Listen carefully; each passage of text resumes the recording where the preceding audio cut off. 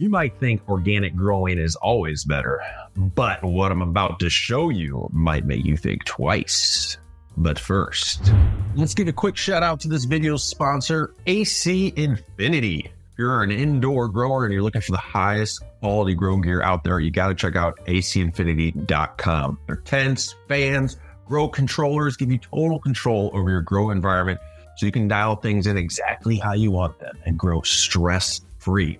Go check out all the grow gear at acinfinity.com and use coupon code DUDEGROWS for a great deal. That's acinfinity.com, coupon code DUDEGROWS. All right, let's get back to learning some grow. All right, Scotty, let's do this. This conversation was kind of inspired by a news article headlined, "Bat poop used to grow cannabis kills 2 in New York." It's like, huh? Wait a minute. Isn't bat poop organic, man? Basically, these two dudes, one guy had bought some bat guano, if you will. PC, please. Bat guano online. And the other gentleman, ironically, I don't know, Grandma, did you show the pictures of the bats? One dude went up into his attic. I don't know if these are his, but his bat guano on site. He had bats in his attic. He's like, I'm just going to go ahead and get some of that, which, man, I would not be playing games with the bats or their guano in my attic.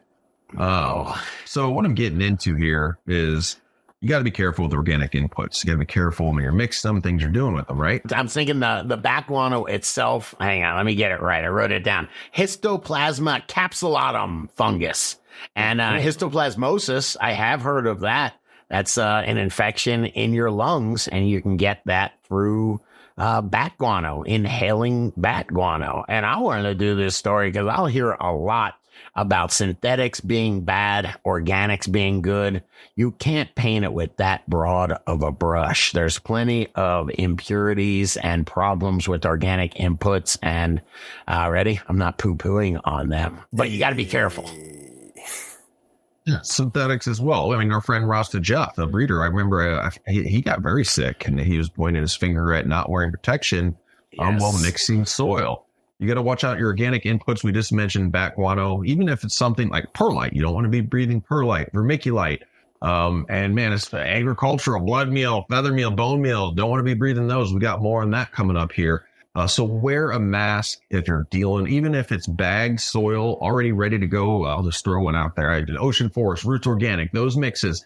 If you're not even adding anything to them and you're, transplanting and doing stuff and getting dust in there, it's still worth wearing a mask. And just so people, don't freak out, a quick disclaimer is the people that died, and this said before from the bat guano dust, both were over 65, both had compromised immune systems, and it, statistically speaking, histoplasma capsulatum only affects about 3.4 adults, Scotty, per 100,000. They're all over the age of 65. So I just like to give some facts before people freak out. Okay. But you do have to worry. You do have to concern yourself with this, with what is in those organic inputs, or what's in your inputs that you're putting into your grow, no matter what, organic, synthetic. Yeah, they definitely do use manures and pre-bought compost. It'd be cow manure, or do I say bovine? Is bovine more classy? Bovine manure? Is very classy. Is that what they say up in Canada? Yeah. What is it? Chicken manure, sheep. I've got sheep compost before. Yeah. And it doesn't matter what they ate, right? What you're composting, what goes in comes out, and some of it doesn't get broken down. Yeah, I was digging around a little. Shout out. I got some good info from over at Malibu Compost. Even the name sounds sexy, Scotty. Malibu Compost. Is it biodynamic, brah? From them, this says there have been several studies on the effects of glyphosate, which is a widely used pesticide. Should I say a herbicide, pesticide? Glyphosate is Roundup, and that is an herbicide. It's meant to be sprayed all over. Weeds are a huge problem for commercial growers. It costs them a fortune to have people going and pulling weeds manually. So they have genetically modified their corn and their soy so they can spray Roundup through airplanes and crop dusters and all that stuff, and it won't affect the corn. But it is still on there, and who knows if it affects the animals that are eating the corn. I bet it does. Is that in the usage instructions? Spray all over. It does. This real quick, I'll finish my narration. It said in every study, the microbiome of their guts, being the chickens, have been drastically harmed and the chemical was found throughout their bloodstream. This manure gets into over 90% of the natural and organic compost, potting soils, planting mixes, amendments, and fertilizers sold in the U.S. Wow. Definitely a concern. Even my biosolids? Well, not my biosolids, but... I don't know about your biosolids. Beyond glyphosate, we know cows, they give a bunch of antibiotics, hormones. Now, this isn't every farm. And other chemicals. And so when you're trying to source stuff, that's what do you want to look for? You want to look for somebody that's, disclaiming, like I got a quick, side shot of a label here. No conventional agricultural byproducts. I like that. No synthetics, no green waste. Go ahead. A COA, certificate of analysis. Every reputable company should have a certificate of analysis on hand or, online. And that will tell you what's in there, how many impurities, all that kind of stuff, heavy metal testing. There is none of your biosolids. It says there's no sewage sludge here. And this was pulled from Malibu compost site as well. No growth hormones. So you do want to do your homework, man. Do your homework and look into different things as far as where you're getting them from, which can take me to, again, I have to do your homework as well if you're using organic premixes fertilizers, because tons of them contain blood meal, bone meal, feather meal, a lot. It's hard to get around those things. A lot of the powders that are ready to amend and create a said organic soil. And what did those eat? What did we hear about terrible things happening at chicken farms and, the cows. I mean, what are they eating? Because it's in their blood. It's probably going into their feathers. It's in their bones. And then you're grinding that stuff and putting it up on your plants, Just a quick overview on blood meal. If they don't know, people, it's made from dried blood and it's literally scraped from the slaughterhouse floor. Even if those farmers that use it admit that it is dangerous to breathe and can carry a number of harmful pathogens. So again, this is I'm a fan of products from other industries like fish emulsions, but then again, I sometimes sourcing it. What's the heavy metal content of said fish emulsions? Bone meal is basically all the bones from the animals that are slaughtered. They're stripped, dried, and then ground up for basically high phosphorus and calcium. Again, I'm a fan of things not being wasted and reused in the cycle of nature.